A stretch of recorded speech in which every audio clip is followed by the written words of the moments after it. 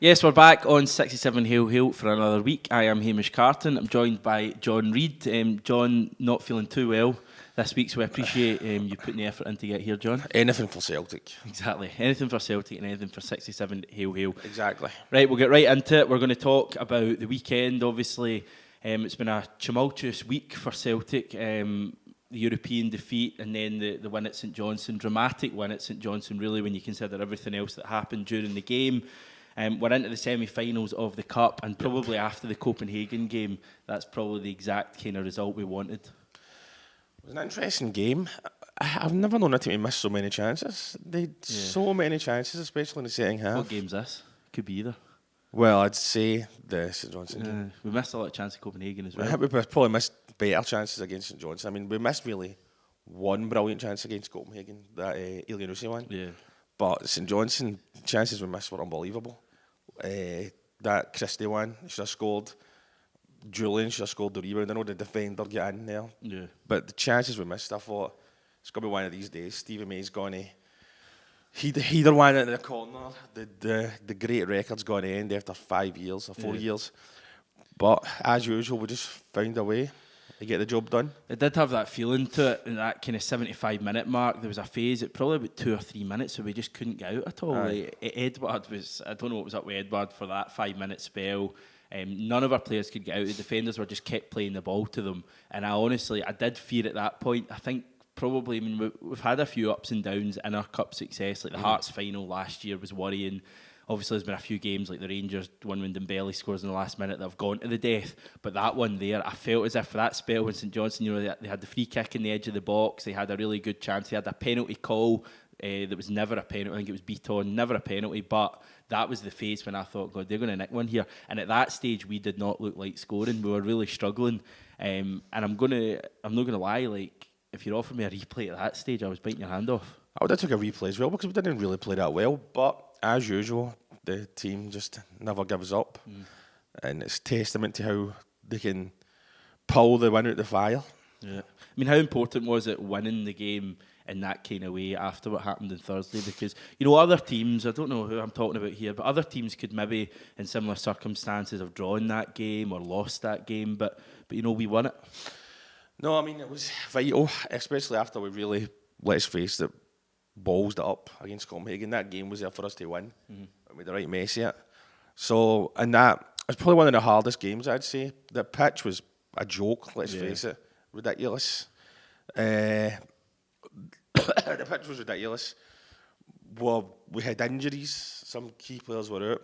It was only 3 days after this game that, let's face it, granted that's game on Thursday night, a lot of us, I think you and me thought that's it, we're going to go through. And we somehow made a mess of it. So it was huge to get back on track and be 2 games away from the 4th treble in a row.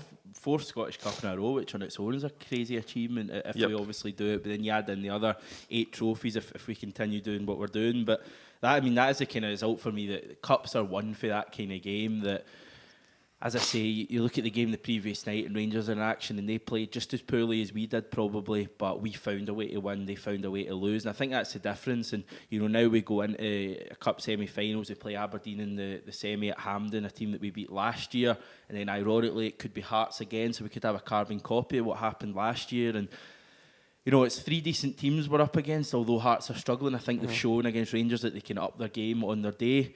Aberdeen, are one of the top teams in the country and have been for years, and Hibs are probably one of the form teams in the country at the moment. So it's no gimme. It's not as if we're playing, absolute muck to win this cup. But with Rangers going out, you're now looking at the finishing line and you're thinking, look, we certainly look much more likely to win the treble again than we don't. None of the games will be easy. I mean, we struggled against Aberdeen like the other week. Although I'd just say we did sort of batter them. An ambulance coming for you. Aye, the coronavirus. We did batter them in the semi-final last year. And the record at Hampden against us is really crappy. So you would expect us to win. I mean, however we play the final won't be easy. Like Hearts again or Hibs, that'll be a big, huge game for them. Like Hibs try win the cup again for the first time since 2016. A long wait, isn't it? A long way, aye. So, but we're in a good place. I mean, you can't really complain. That win against St Johnstone was the archetypal, like, tough it out win that we've done so many times under not just Lennon, but Rodgers and just Celtic in the last couple of years. So what is it about this team then that they always find a way to win? Because we spoke 2 weeks ago, I think it was, after the win at Pittodrie, and that game, almost in similar kind of vein to the one yesterday, it was in the balance, and if any in Aberdeen, like St Johnstone, were looking the more likely, but you always felt, certainly at Pittodrie, for me personally, that we were going to get the goal and get the win. And yesterday, it wasn't a massive shock when that goal went in. You know, the timing of the goal couldn't have been more crazy in terms of, you know, how the game was going, because St Johnstone had just had their best spell, or they were having their best spell. Aye. I think we had, I counted just before the free kicks taken, I think we had 3 or 4 players nursing knocks. You know, Ayer was nursing one. There was a couple others I can't remember, but there was maybe 2 other players. Someone certainly went off, and I was thinking, God, we're going to end up playing. King McGregor was one. We're going to end up playing with like 9 men or something, because I think we'd all used up all our subs, or maybe had 1 sub left at that stage. But then we found a way to win. Like, what is it about this team? DNA, the Rangers final, they're all over us. We still win. That it's not a coincidence. It's been like that forever with Celtic, the will to win. But this team, though, this team is more. Even in the old days, because I'm a bit older. How far are you going back? The centenary season? Aye, right, okay. So one team in the last 30 years. No. No. If you look at like Martin O'Neill's treble winning team as well. Right, I'll give you that. But I mean, Strachan's team didn't have this will to win everything. Lennon's first team didn't have this will to win everything. Dyla's team didn't. Well, I think like everything. Not even happy with 2 trophies. We want the lot. We want another treble. We want it. Brendan Rodgers, obviously, that great manager. Obviously, well, he's deserves a lot of credit. For I would count this in many ways. I would count this part of his team, as crazy as that sounds. That Lennon's obviously got his own stamp in the team and all that. But this is very much. I look at this period of domination as a continuation from Brendan Rodgers, but. That'll be how I'm in the world, because I praise Brendan Rodgers all week. That's what I get. He's already unwell enough. Don't give him any more pelters. Naturally do. But no, I think we're doing well. We're now 2 wins at Hampden, a ground that we've probably home. It is. I mean, I heard someone referring to Man City as Wembley being their second home. If Wembley's their second home, Hampden's our holiday home or whatever, because we absolutely love it there. I mean, I think we've won maybe 12 or 13 games in a row there since Rangers beat us in the semi-final all those years ago. We've not lost a trophy since then. As I say, we're playing good teams in the semi-final and the final, and we can never take it for granted. But I don't see anyone stopping us. I think we're going to be lifting another treble. And can you imagine lifting a 4th successive treble? Yes, basically. You can. Well, I can as well, but it's still obviously. When does this become like supernatural? I don't know about that. I mean,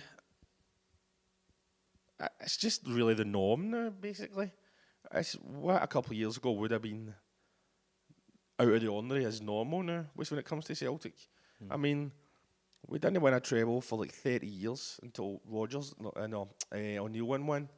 Then we didn't win one again, I don't think, until 2017. 2016. And then I've won 3 in a row. Do we win 3 in the first 125 years of the club, like and now we could end up winning 4 in a row? Like, it's just, I just think, and I saw a tweet. I can't remember who it was from, but I think it was Tony Hamilton actually at the club, and just said, in future generations won't believe this ever happened, and I certainly believe there's a truth in that. It's odd. I mean, it's probably blasé for us. But I mean, in like 30 years, even people will be like, how did Celtic manage to win possibly 4 trebles in a row? I mean, it's supernatural right enough, as you said. Yeah. Well, the ghosts of football. Exactly. Well, I think we all agree, putting the slight negative spin on it, we do need to up our game from yesterday when we play Livingston. On that subject, we'll have a preview to that one dropping on Wednesday morning, the day of the game, to get you right up for that one. We're going to chat about how big a match that is in the context of the league season at least. Also, if you've not followed us on Twitter, we're at 67 Hail Hail, Facebook 67 Hail Hail.